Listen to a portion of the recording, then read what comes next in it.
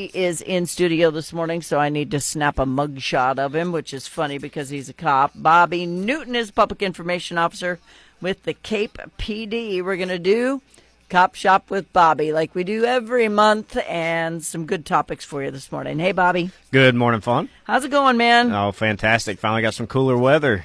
Yeah, I know you all love this. You know, the daytime weather is my jam. Oh, that's phenomenal. 80 to 85 is like the best thing in the world. If it was that all year long, we'd be San Diego. Yeah. But this morning temperature, having to run back in the house and get a coat, that's for the birds. And as you see, I'm wearing a turtleneck and long pants because I work with Eskimos, apparently. I don't even know what to say. But we've got quite a few things I want to cover, but I want to start with school starting because I have literally seen, I've been told to use the word literally too much, but I have literally seen people blow past the buses. They don't understand that the kids aren't going to all get off at the sidewalk and walk straight down that street. Some of them are coming around the front and going to cross that way. And if I ever have to watch a child die because somebody is stupid and doesn't know the traffic laws, I may do your work for you. Yeah, you know, it's unfortunate that we do have offenders that will fly by the buses. Stop and it's sign not out always and everything. kids. It's adults. Yeah, it's everybody. And I think a lot of that comes with the distracted driving. You know, they're just not paying attention to what's going on around them. And, you know, that's so... How do you miss a school bus, Yeah, Bobby? it's huge. It's yellow. It's got flashing lights. It's got a big stop sign that comes out. I don't know how folks are missing that.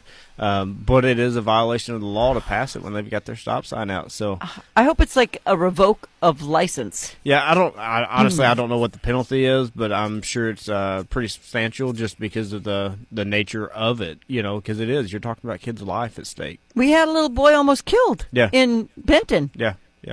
From this. Yeah. Yep. So stop doing it, you hoonyocks. I mean, I don't know what's wrong with you or what we have to do to you to get you to stop, but stop it. And if you see somebody violating that, call us immediately. Get a good description of the vehicle, description of the driver, license plate number, and direction of travel.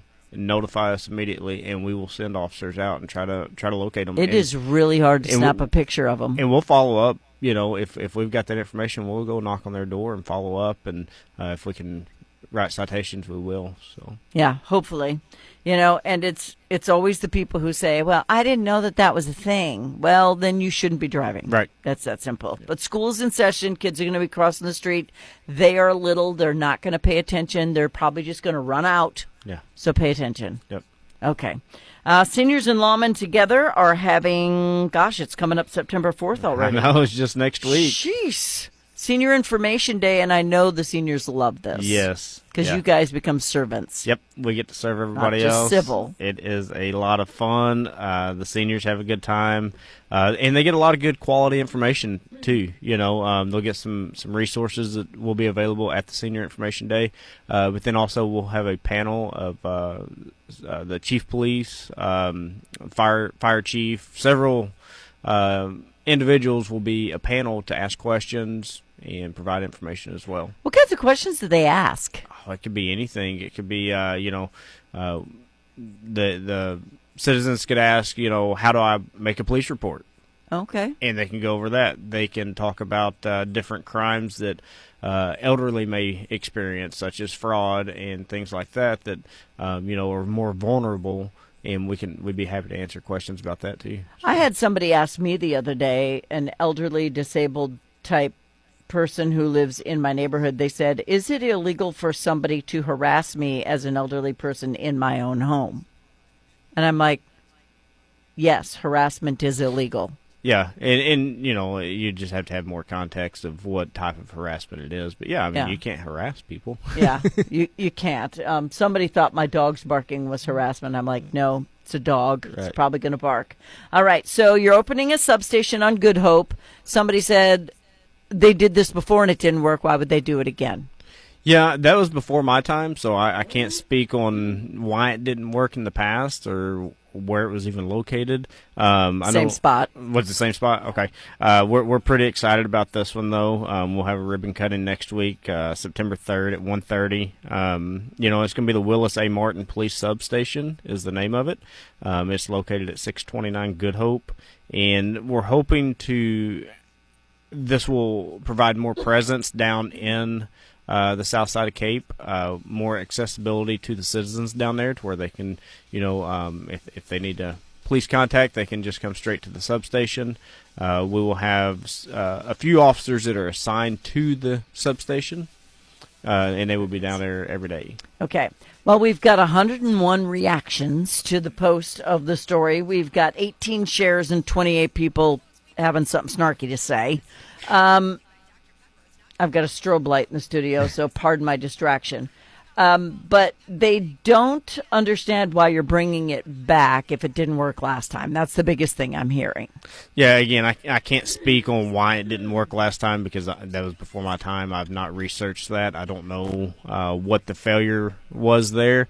The only thing that I can see is because at that time our headquarters was 2 blocks away from the substation, so really what was the purpose? Right. To where now our headquarters is over near Arena Park, so having another location in the opposite end of town, definitely I could see could be beneficial. Well, a woman named Debbie said it's in an area where it's much needed. She lives down the street and feels safer now, so that's a good thing. But other people are saying, am I going to be allowed to go in here, or are you going to lock these doors too? Yeah, so to my knowledge, those doors will not be locked as long as somebody is at the building. Like I said, we'll have some officers assigned down there. But again, I don't know. That question has not been answered yet as to the hours that they're going to lock the doors or if they're going to be open. But as long as somebody's in that building, the doors should be open. Now, we did recently lock the lobby doors at the police headquarters. We done that way back during COVID for a long time, and then we opened it back up, and now we're locking them back down. And the reason being is you can see it across the nation. Police departments securing their lobbies, monitoring who's coming and going for safety reasons. It takes about 30 seconds to Google police station shootings, and the amount of times that people have just walked into a lobby of a police station and started shooting. Our civilian employees that work up front there, they don't deserve that. So it's very simple when you come into the police station, pick up the phone, it rings to dispatch, tell them who you are, what you're there for, and then they'll let you in. And typically between the hours of 8 and 4, we have our civilian employees that are at the front desk. They can assist you. They can let you in and out, things like that. But again, it's nothing new. This is going on across the country, has been for years, of police departments locking down their lobbies and monitoring who's coming and going for safety reasons. Well, and if you're not sketchy, because, y'all know who I am mostly when I come there, because I'm usually carrying pizza or donuts. They're like, come on in, yeah. But if somebody has someone chasing them or something and they run to the police station for safety, they feel like somebody should let them in so that they're safe. That's been one of the comments. And I'm like, you can get into there and then, get on the phone and say, I need help right now. Or you can call 911 on your cell phone and tell them you're sitting at the police station. You don't have to actually go in the lobby area there. Yeah, and regardless, if somebody's chasing you, run to the police station for safety, regardless if the front doors are locked or unlocked, you can only go so far, and then that person can still come in there with you. So it's not really prohibiting anybody from coming for safety. We've got security cameras on it. We've got, like I said, during business hours, we've got the girls at the front desk that can see you come in the front door, and they can tell if you're in distress. I need to get an officer up here to deal with this. Right. And oftentimes the officers are in the building or in the back or in training or somewhere in the building. They're not being dispatched from, out in the county somewhere. Right. That's where the sheriff's department works. So people are exaggerating to a goodly degree on how long it takes to get an officer to take your report. But some of y'all report every stinking thing that happens in your entire day, and you become cumbersome, and they have actual work to do. Yep. That you gotta, pick your parties here, really.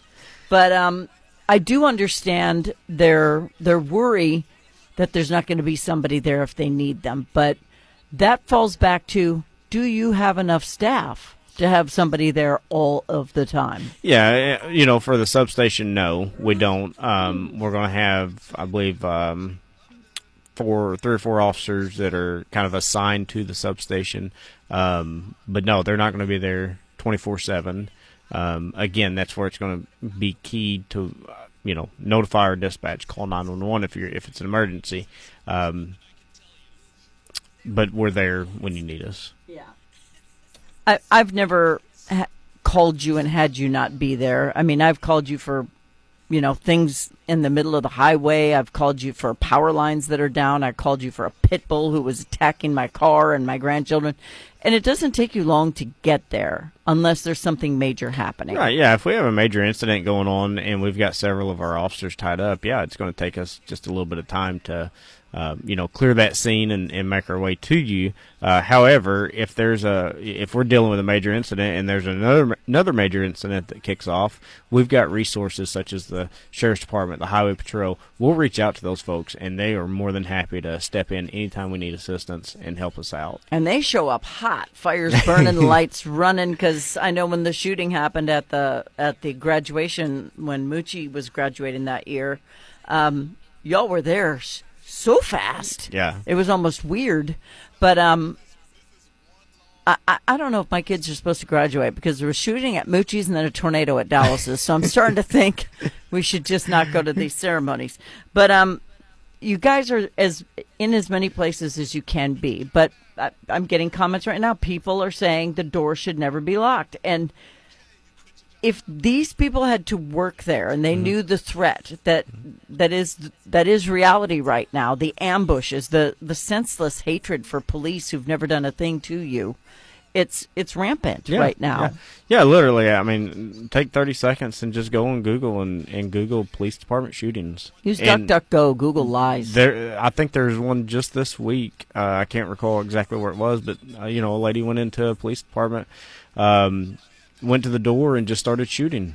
Just randomly, and it happens. And like I said, our civilian employees. That was the gun's fault, though, Bobby. Yeah, I'm sure it was. But our employees that work there that do the best they can and help out our community, they don't deserve that type of work environment, Yeah. And they're not wearing Kevlar. I mean, they're in an office. Yeah. They're behind glass, but that's not enough.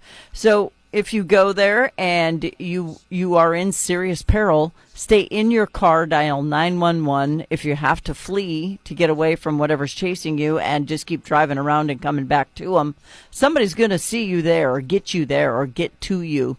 But if you're just there to file a report, call and they'll send somebody and you can file your report. Yeah, as soon as you walk through the front doors there, we've got a phone right there in that little area. You pick it up, it rings the dispatch, and they will send an officer up there to let you in to make a report. It's no issues at all. Yeah, and in the future, we've only got about 30 seconds left, but in the future, when this substation, they're just now doing the ribbon cutting or the groundbreaking or whatever, I'm sure there's going to be some changes and some updates to that place because it's kind of ratchet.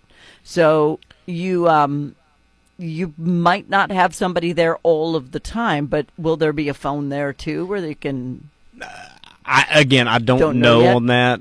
We are doing the ribbon cutting next week, but then it'll probably be the following week by the time we get everything wrapped up and actually get folks in place of where they need to go. But I encourage you to come out, check out the ribbon cutting, and ask questions then. If anybody's got any questions, ask then or concerns. We would love to chat with you. So great opportunity. Not everything is set in stone just yet because it's in the preliminary stages. All right, don't forget Senior Information Day, seniors, coming up September 4th from 9 to 1:30 at the Eagles. At the Eagles Club on North Spring, you know where it is, and put it on your calendar that December 4th is your Christmas party. Paul Nenninger gave this to me, so that I wouldn't forget with Seniors and Lawmen together. Bobby Newton's your public information officer with KPD. Thank you for coming in again today, Bobby. Thank you so much, Fawn. Appreciate it. Appreciate you. I'll talk to you again next month. All right. Take care.